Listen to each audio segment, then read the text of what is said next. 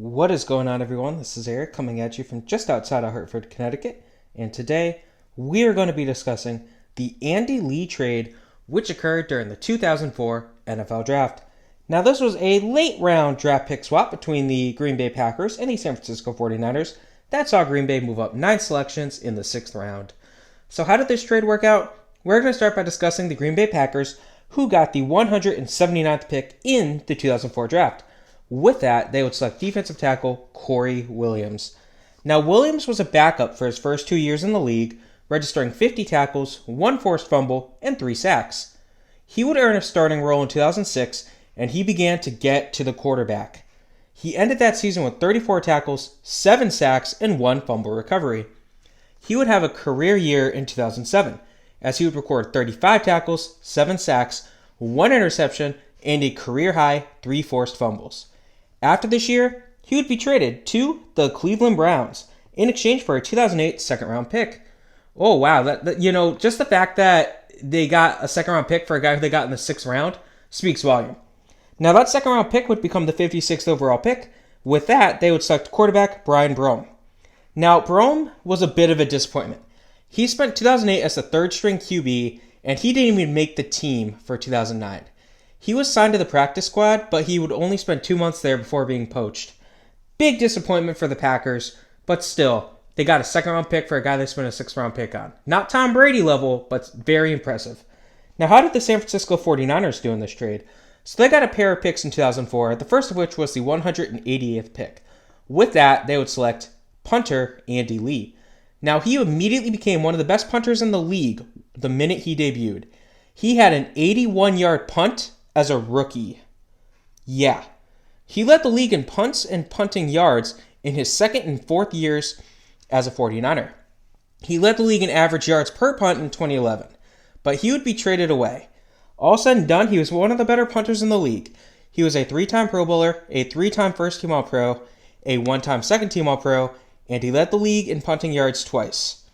Now, he gets traded to the Cleveland Browns in exchange for a 2017 7th-round pick. That would become the 219th pick. That would be traded to the Minnesota Vikings in exchange for the 104th pick in 2017. And with the 104th pick during the 2017 NFL Draft, the 49ers would select quarterback C.J. Beathard. Now, Beathard, he began the rookie season as a backup, but he was thrust into the starting lineup due to an injury. And he did not play well at all. He threw for 1,430 yards, 4 touchdowns with 6 interceptions over 5 starts. Now, he led the team to a 1-4 record in that time, and he got moved back into a backup role, but he again stepped into the starting job after an injury in 2018. He did improve a bit. He would record 1,252 yards, 8 touchdowns to 7 interceptions, but then he himself would get hurt.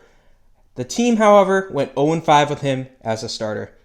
In 2019, he was moved to a third-string role, but he ends up starting 2 games in 2020 while stepping in relief in a few other ones. He played a little bit better as he didn't throw an interception, but he did throw 6 touchdowns. After his rookie contract expired, he walked as a free agent.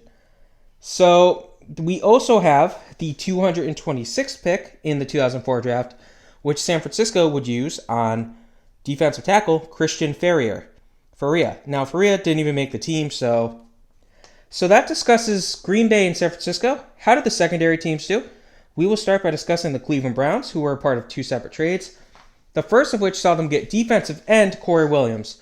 When Cleveland got Williams, they converted him to defensive end right off the bat, and he ended his first year in Cleveland with a career high in tackles with 50, but he failed to do much else, only registering half of a sack and a single forced fumble.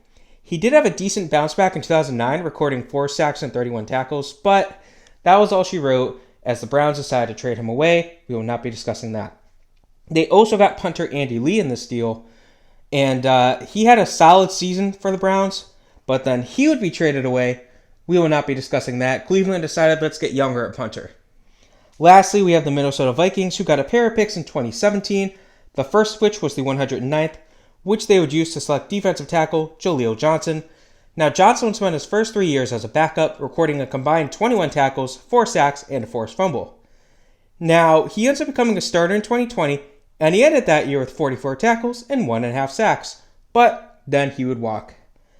Now they also got the 219th pick, which they would use to select wide receiver Stacy Coley, who would appear in 6 games over 2 years with the team, and he didn't even catch any passes, but he did return 3 kicks for 46 yards, but then he was waived.